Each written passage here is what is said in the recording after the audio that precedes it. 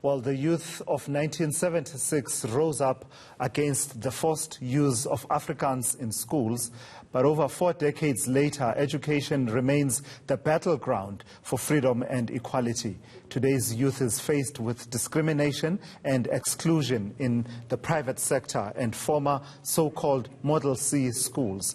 So what needs to happen to overcome these challenges?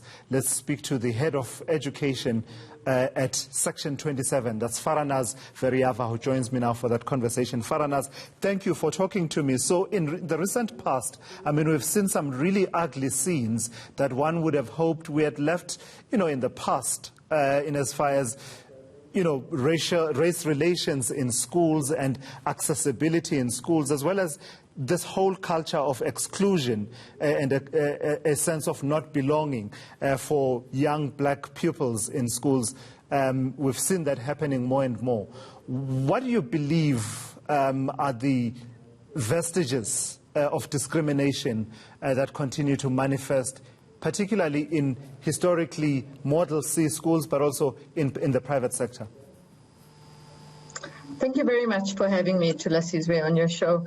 Let me just start by saying that as Section 27 and as an education rights organization, our focus has always been on the under-resourced schools, the historically disadvantaged schools, where the majority of the learners go to school every day. So that is our focus.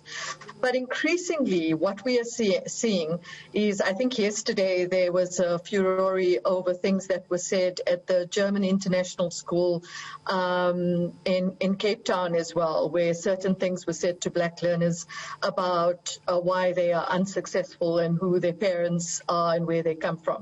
So we are seeing these kinds of microaggressions in the class over and over again, and some of them are reported, and they learners and supportive parents in solidarity have gone out in protest, like recently at Cornwall Hill College. But these are everyday incidents. And why we are thinking we have to speak out about it is because we are seeing too much of it too often, and we are asked to mediate these conflicts too often. The one thing that concerns me is that a lot of these schools say they are committed to the Constitution, they have these diversity workshops and talks, but, for me, a lot of this is still cosmetic. And in the article that Section 27 wrote, or that I wrote for June the 16th, what we are saying is we need to go back to the Constitution and the values in there, and we've got a very vibrant, evolving education jurisprudence. And those values need to get into the institutional fabric of these old guard institutions in more than just a very superficial way. We need to look at their codes, what they say about, what learners can wear to school. Hair keeps on being a big issue. Codes of conduct need to be changed to reflect that. We talk about sport. There must be equality in sport. We need more diversity in the teaching body. There needs to be safe spaces where learners can say, when you say to me I should be at a public school, that is a microaggression. And learners must be able to say that, and there must be safe spaces for teachers and the school body to receive that. It's a noble call that you make for the values of the Constitution to be centralized and put to the fore at these institutions. But how? Because the mere fact that, some of these institutions have these problems, in many instances, signals a lack of buy-in by those who head up the schools, those who are in the, exclusively white boards of directors and management, and who have a particular understanding of what, for instance, constitutes discipline and issues of neatness. A lot of the times it signals that there isn't a buy-in to those values. So how do we get those values to permeate buy-in or no buy-in? Can we even do that? You know, that is exactly what I've been thinking about, and that is exactly what's frustrating for me, not because I'm only seeing these complaints come into Section 27, but as a parent, you also get frustrated when you see it over and over again. I think the message that we need to get across as parents, you know, June 16th is about people's power. Parents in the detainee support committees of the 80s got more involved. I think the job is for parents who have social capital, and in a lot of these schools, there is a lot of parents with social capital, black parents, brown parents with a lot of social capital.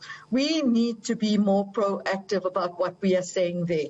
We need to be saying, you know what, it's not enough that you have a transformation officer and once a year you have, or on Youth Day you have someone speaking, on Women's Day you have a feminist speaking, and all of those things. We need to look at every single part of these institutions and the norms that govern these institutions and make sure that they change. So where, for example, they have a disciplinary process that seems more, you know, more authoritarian than you would find in a public school, because the public school is being legislated by the South African Schools Act. We need to say, hang on, you can't get us to sign on to this, because this is unconstitutional. And if you don't do it, then, you know, we are going to escalate this.